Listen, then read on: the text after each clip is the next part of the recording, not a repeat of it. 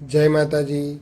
મહેસાણાના ખેરવા પ્રાથમિક આરોગ્ય કેન્દ્રમાં છેલ્લા 30 વર્ષથી મેડિકલ સેવા આપનાર ડૉક્ટર ઈશ્વરસિંહ સોલંકી બાપુ એ નિવૃત્તિ લીધી.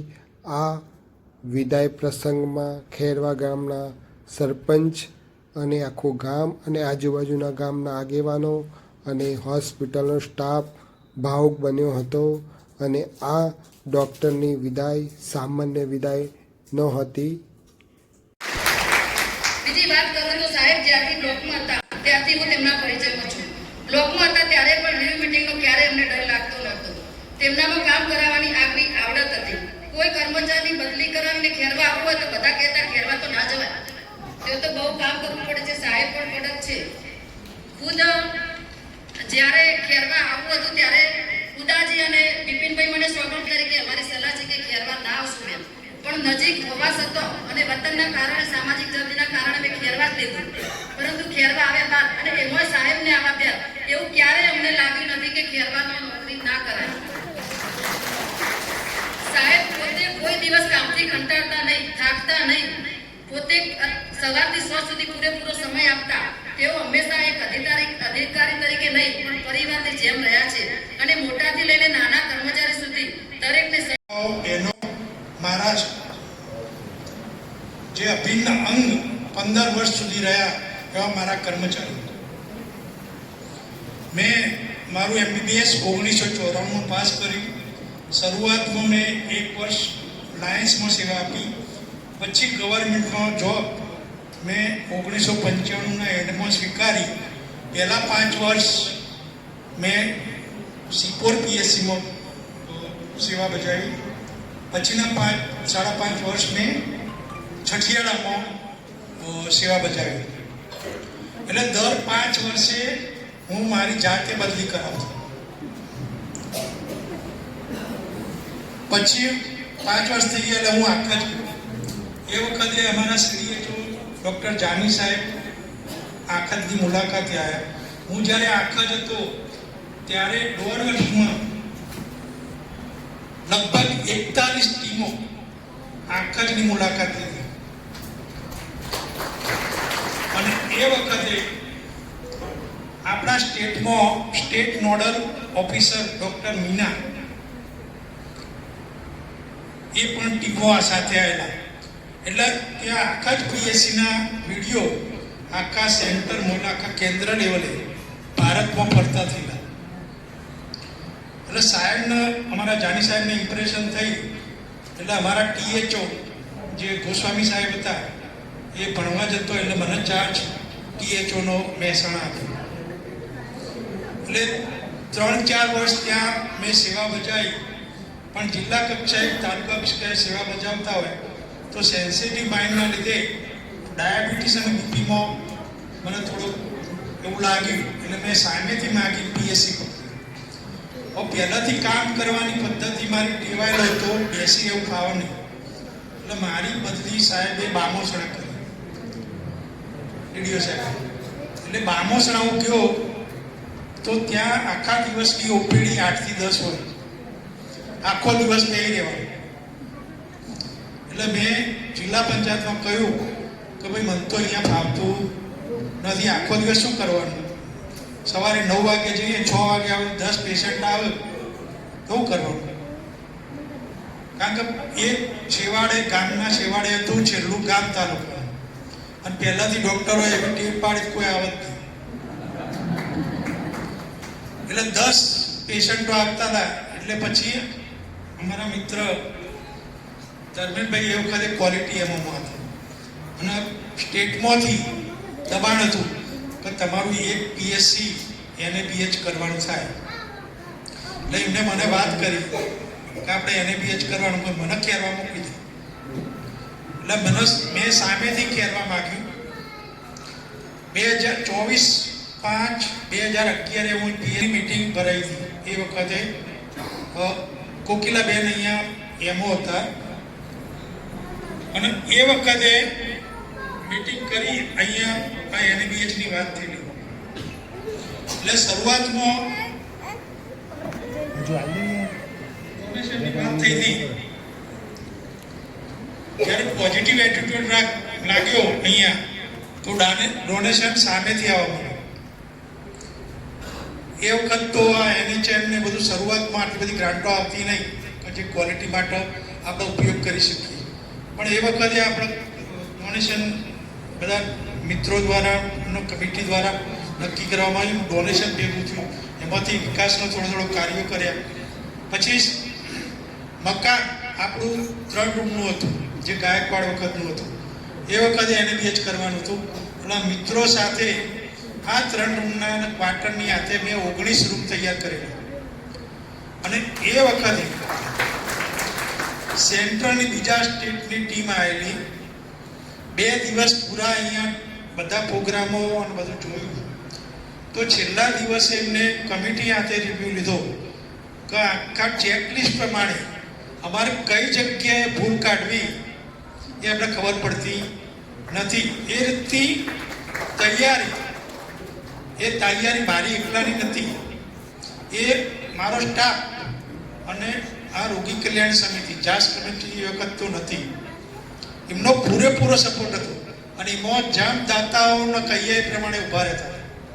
એટલે NABH આપણા ગુજરાત રાજ્યમાં પહેલી વખત ખેરવા થતા ના હતા.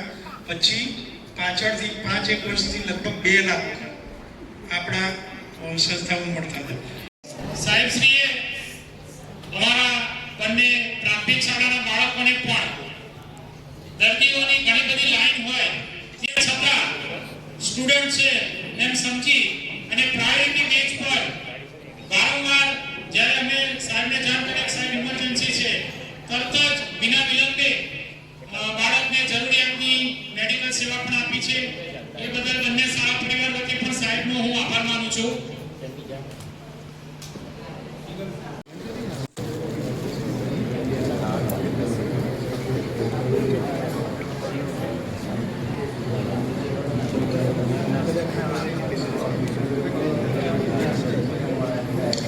અહીંયા જાસ કમિટીના તમામ સભ્યો સાહેબશ્રીનું સન્માન કરવા માટે જઈ રહ્યા છે. ત્યારે કમિટીના તમામ સભ્યો પ્રમુખ આપણે અહીંયા સાહેબના સન્માનની ઘડીઓને તાલીઓના ગડગડાટથી વધાવીએ. ખૂબ જ એક્ટિવ એવું આ જાસ કમિટી અને જેના લીધે દાતાઓના સહયોગથી, સાહેબની કુશળતાથી અને બધાના કામના સમન્વયથી આ સારામાં સારું PHC નું કામ થયું છે.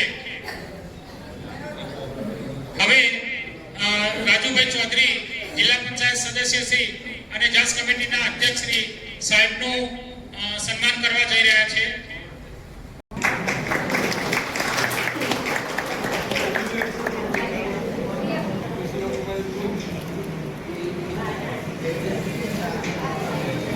ત્યારબાદ અહીંયા પોતાનો કિંમતી સમય ફાળવી અને ખેરવા ગામના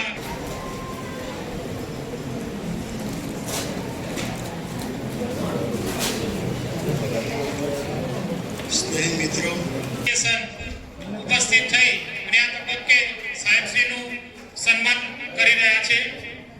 આપણે તાળીઓના ગડગડાટથી દરેક સન્માનને વધારતા રહીએ.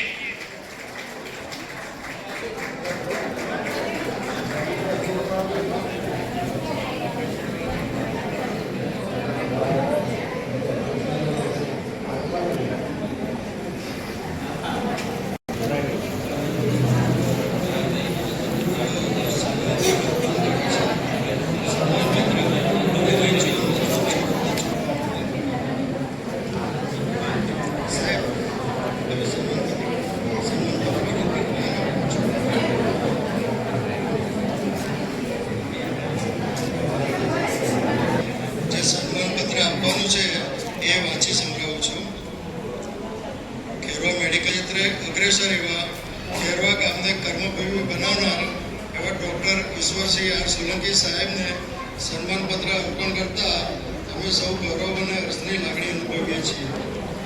ભગવાનની અસીમ કૃપા અને વડીલોના આશીર્વાદથી કારકિર્દીની શરૂઆત મેડિકલ ઓફિસર તરીકે આખા PHCમાં કરી ત્યારબાદ વખત ખેરવા સતત 15 વર્ષથી સેવા આપી.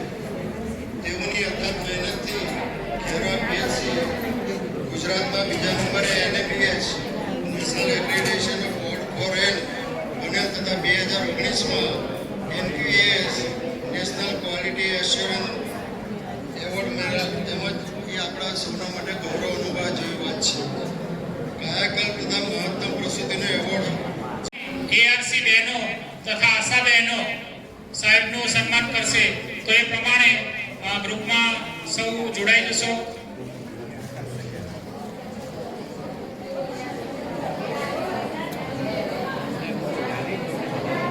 અહીંયા ઉત્સાહિત છે.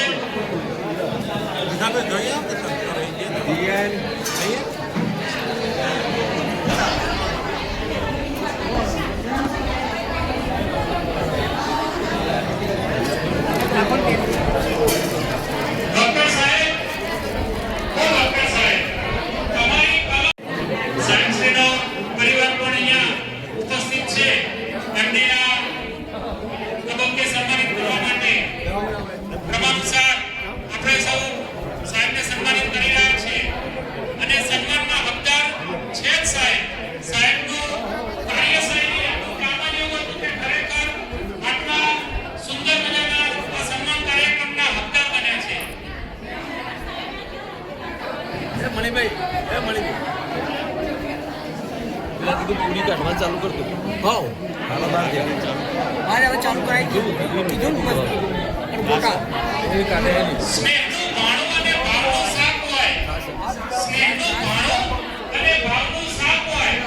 સાથે જવા માટે અહીં તમામ ઉપસ્થિત મહેમાનોને માન્ય ડોક્ટર સોલંકી સાહેબ વતી હૃદયપૂર્વક આગ્રહ કરું છું. જમ્યા વગર કોઈએ જવું નહીં. એ તેમનો સાચો સત્કાર છે.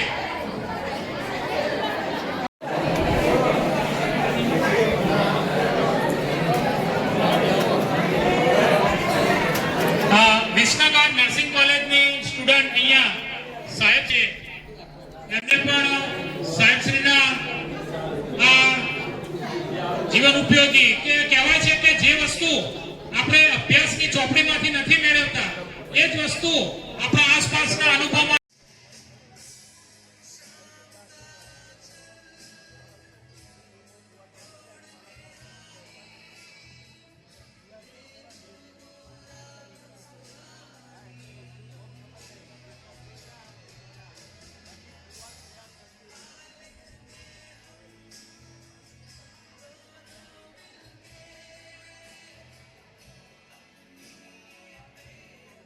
પણ હું આભાર માનું છું. કાર્યક્રમને સુંદર